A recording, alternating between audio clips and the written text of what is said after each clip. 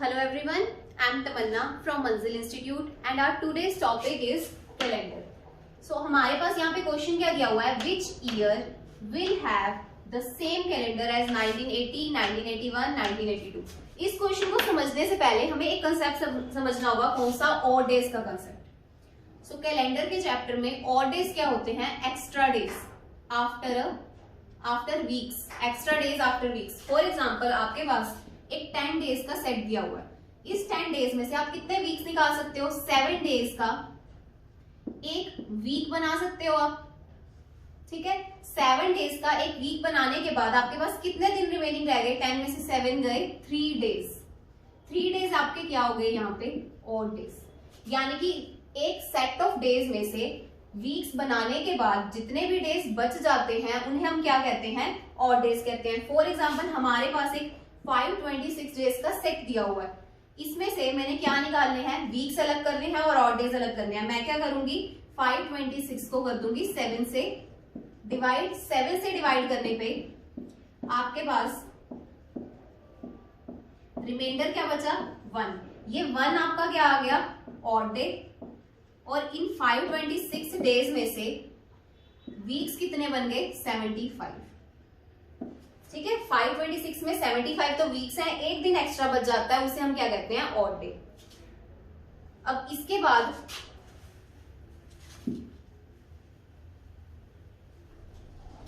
Next हम क्या देखेंगे, अगर हमारे पास एक लीप ईयर दिया हुआ है,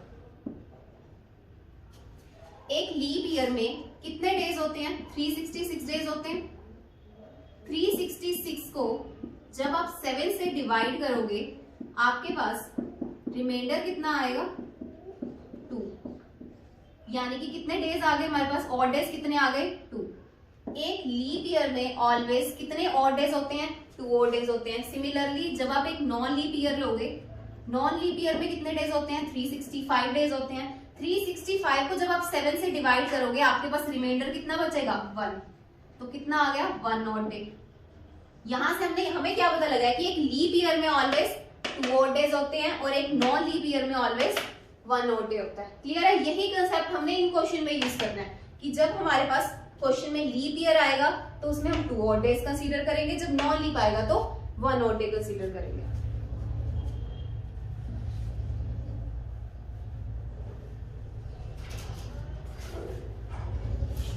चलो क्वेश्चन स्टार्ट करते हैं. फर्स्ट क्वेश्चन क्या दिया हुआ है, 1980. अब 1980 इज लीप ईयर और non leap year, it's a leap year. They are saying कि 1980 के बाद वही सेम कैलेंडर कौन से ईयर में रिपीट हो जाएगा. लीप ईयर में ये वाला क्वेश्चन करना सबसे इजी होता है. क्यों, जस्ट हमें 1980 में ऐड क्या करना है, 28 ईयर्स ऐड करना है. 1980 में 28 ऐड करोगे कितना आ जाएगा, 2008. यानी कि 1980 वाला सेम कैलेंडर 2008 में रिपीट हो जाएगा. Your answer is 2008. कुछ भी नहीं करना था, जैसे ही आपको लीप ईयर दिखा 28 ऐड करो, 2008 आंसर आ जाएगा. नेक्स्ट क्या है, 1981. 1981 is a non leap year. अब नॉन लीप ईयर को कैसे करना होता है, हमने 1981 लिखा है यहाँ पे, आपने 1981 से अपना 1981 से स्टार्ट कर देनी है सीरीज लिखनी, 82, 83, 84. ये हम कब तक लिखेंगे, जब तक हमारे ऑड डेज का सम 7 नहीं बन जाता. कैसे, 1981 is a non leap year. मैं जस्ट अभी बता के आई हूं कि एक नॉन लीप ईयर में ऑलवेज 1 ऑड डे होता है और एक लीप ईयर में ऑलवेज 2 ऑड डेज होते हैं. अब 1981 is a non leap year, तो इसके नीचे हमने क्या लिख दिया, 1 odd day. 1982 is a non leap year, तो इसमें क्या आएगा, 1 odd day. 1983 is a non leap year, इसमें क्या आएगा, 1 ऑड डे. ऐसा तब तक करते जाओ जब तक आपके ये ऑड डेज का सम 7 नहीं बन जाता. 1984 इज अ लीप ईयर, कितने ऑड डेज आएंगे, 2 आएंगे. 1985 is a non leap year, 1 odd day. 1986 is a non leap year, 1 odd day. Add करके देखो 7 बन गया, 1 + 1 2 + 1 3 + 2 5 + 1 6 and +1 7 बन गया. जैसे ही आपका सम ऑड डेज का 7 बन जाता है, उससे नेक्स्ट ईयर 86 के बाद नेक्स्ट ईयर कौन सा आएगा, 1987. 1987 इज योर 1987 में वही सेम कैलेंडर रिपीट होगा जो 1981 में होगा। एक और बात, जब भी आपने नॉन लीप ईयर का सेम कैलेंडर निकालना हो, आप ध्यान रखा करो कि अगर हमारा क्वेश्चन नॉन लीप है तो हमारा आंसर भी क्या होना चाहिए, नॉन लीप होना चाहिए। जो कैलेंडर 1981 में होगा वही सेम कैलेंडर हमने क्या आंसर निकाला है, 1987। अब देखो 1987 भी तो नॉन लीप ईयर है, तो यार इन दोनों का कैलेंडर सेम हो सकता है। इन केस किसी क्वेश्चन में आपका आंसर आ गया लीप, तो आप बताओ क्या एक नॉन लीप का कैलेंडर लीप जैसा हो सकता है, नहीं हो सकता।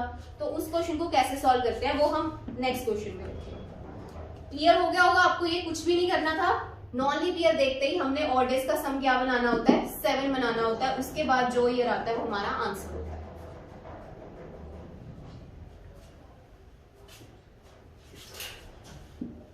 देखो नेक्स्ट क्वेश्चन क्या है, 1982। 1982 is also non leap year. वही सेम प्रोसीजर स्टार्ट कर दो 82 से, 83, 84, 85, 86।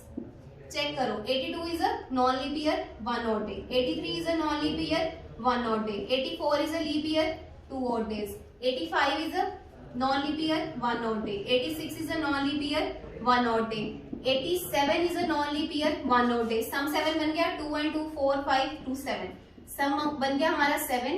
अब 1987 के बाद 1988 में हमारा कैलेंडर क्या हो जाएगा, रिपीट हो जाएगा। बट ध्यान से देखो, मैंने स्टार्ट किया था नॉन लीप ईयर से, आंसर क्या आ गया, लीप। क्या एक नॉन लीप वाला सेम कैलेंडर लीप ईयर में रिपीट हो सकता है, बिल्कुल भी नहीं हो सकता। दैट्स वाई हम क्या करेंगे, यहाँ पे ये सारा प्रोसीजर है ना 7 बनाने का, दोबारा से रिपीट कर दो। 1988 आंसर आया था ना आपका, 1988 से यही प्रोसीजर दोबारा से स्टार्ट कर दो आप। देखो जरा 88 में 88 is a leap year, 2 odd day, 89 is a non-leap, 1 odd day, 90 is non-leap, 1 odd day, 91 is non-leap, 1 odd day, 92 is leap, 2 odd day। इनका 7 देखो, इसका सम देखो 7 बन गया, ठीक है। यानी कि 92 के बाद हमारा कैलेंडर कब रिपीट होगा, 93 में। अब चेक करो, हमारा क्वेश्चन भी नॉन लीप था, हमारा आंसर भी क्या आ गया, नॉन लीप आ गया। 1993 क्या हो गया, हमारा नॉन लीप ईयर हो गया। इसका मतलब 1982 का जो कैलेंडर था वही सेम कब रिपीट हो जाएगा, 1993 में रिपीट हो जाएगा। क्लियर है, होप सो। अब आपको ये तीनों क्वेश्चंस अच्छे से समझ आ गए होंगे। आपसे कोई भी ईयर पूछा जाए, चाहे वो लीप हो चाहे नॉन लीप हो, आपको समझ आ गया होगा कि हम वही वाला सेम कैलेंडर कैसे फाइंड करते हैं। तो होप सो अब ये क्वेश्चन में आप कभी भी गलती नहीं करोगे। Stay tuned for more such videos. Thank you so much.